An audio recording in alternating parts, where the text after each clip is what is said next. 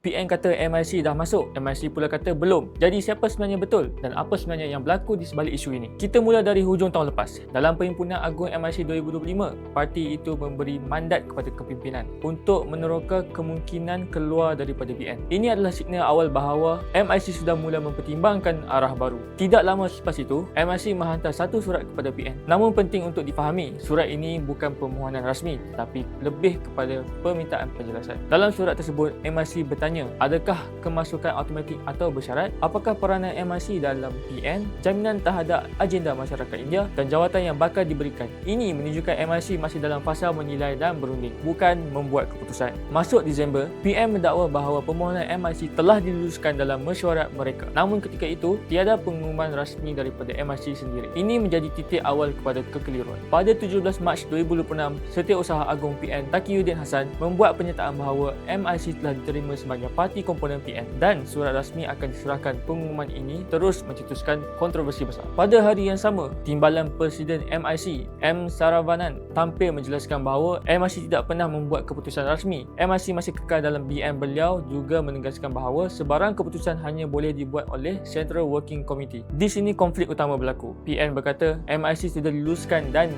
diterima. MIC juga berkata belum ada keputusan langsung. Malah MIC menegaskan bahawa surat yang dihantar hanyalah enquiry dan bukan permohonan rasmi. Sehingga kini, MIC masih berada dalam BN dan tiada keputusan rasmi untuk sertai PN dalam pembincangan masih berjalan. Secara ringkas, MIC sedang menilai pilihan dan PN cuba mempercepatkan naratif kemasukan dan BN pula cuba mengekalkan MIC ini bukan sekadar berita tetapi permainan strategik politik. Kesimpulannya, isu ini bukan tentang MIC sudah masuk PN atau tidak, tetapi tentang satu parti yang sedang berada di persimpangan.